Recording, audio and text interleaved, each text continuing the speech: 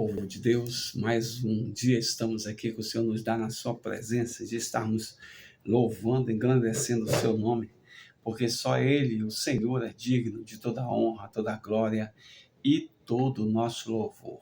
Graças a Deus que o Senhor nos deu um final de semana abençoado, estamos aqui nessa segunda para louvar e engrandecer o seu nome. Você que faz parte desse canal, Deus te abençoe, Deus te guarde, Deus te proteja. Deus te deu uma semana que está iniciando hoje, uma semana de vitória, uma semana de bênção. E você que está nos assistindo pela primeira vez, você é muito bem-vindo, você é querido aqui. Sinta-se acolhido em nosso meio, que Deus te proteja grandemente. E não esqueça, para você ajudar o pastor na proclamação do Evangelho do Reino de Deus, você pode dar o seu like aí, e recomendar esses vídeos a outras pessoas. O canal Palavra que Salva tem mais de 300 vídeos gravados, e são mensagens, são reflexões, para que o nome do Senhor seja engrandecido, tá bom? Então vamos à palavra do Senhor, em 1 Samuel capítulo 13, verso 6, diz assim, ó: Quando os soldados de Israel viram que a situação era difícil e que seu exército estava sendo muito pressionado, esconderam-se em cavernas e buracos entre as rochas e em poços e cisternas. Olha só, a pergunta é assim: nós, evangélicos, nós sentimos traumas, medos, frustrações, angústia, sofrimento, né? E vamos lá, através dessa história do povo de Israel, né, que também tem um panorama histórico que é o início, né, a trajetória de ascensão do rei Davi ao trono de Israel. Até então, Samuel era o rei, e Jonatas, seu filho, tinha investido contra os filisteus e prevalecido. Mas os filisteus vieram contra, fizeram um contra-ataque poderosíssimo, e o povo de Israel, para se esconder dentro de cisternas, se esconder nas cavernas, aonde eles pudessem se esconder, eles fugiram da presença dos filisteus. E aí denota que essa palavra cisterna significa cova, significa masmorra, significa pânico, significa trauma. Então, assim, as situações que eles causaram, em virtude dessa rebelião contra Deus, trouxeram feridas muito profundas nessa alma desse povo, ao ponto deles se refugiarem dentro desses buracos, né? E aí, quantas vezes nós não passamos por situações assim? Ou até mesmo agora você está passando por uma situação assim, está dentro de uma cisterna.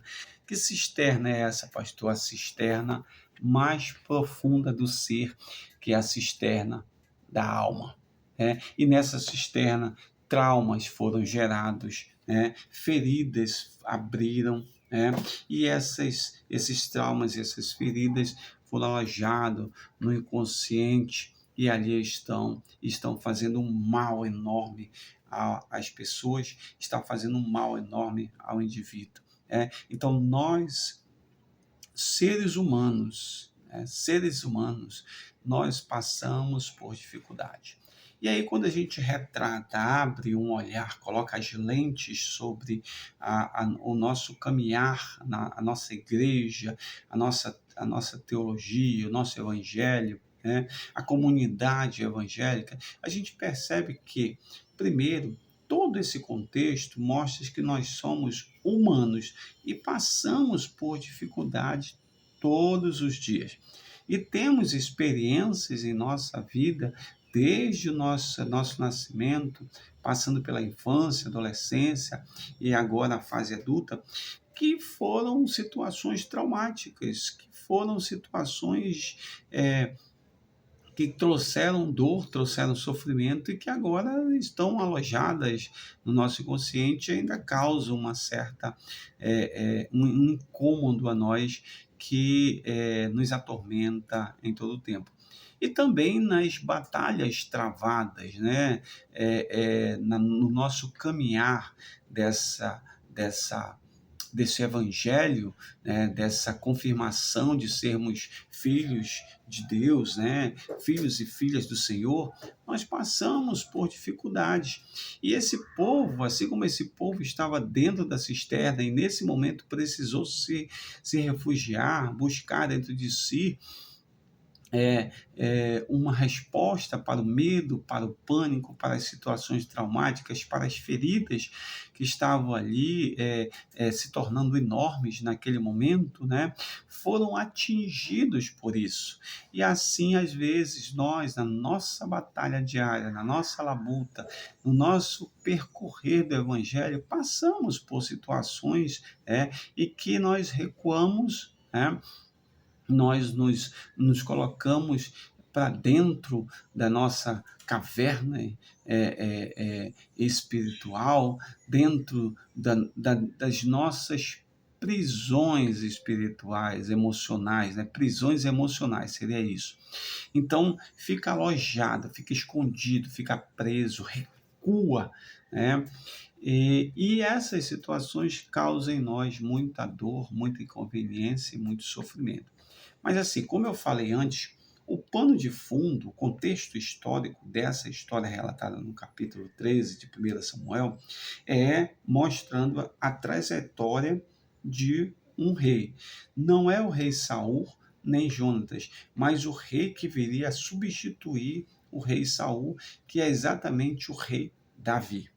Então, essa história é pano de fundo para o aparecimento de um rei que ia também ajudar o seu povo a se libertar dessas situações, dessa mazela, e a lutar pelo seu povo, ia se sacrificar pelo seu povo, e era considerado um homem segundo o coração de Deus.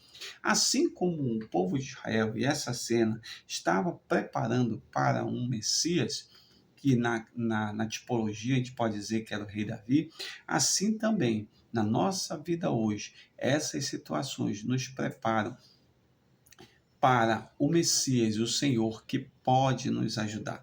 Essas situações apontam para o Rei Jesus, aquele que veio, deu a sua vida por nós, nos libertou da condição do pecado, nos deu vida e vida em abundância.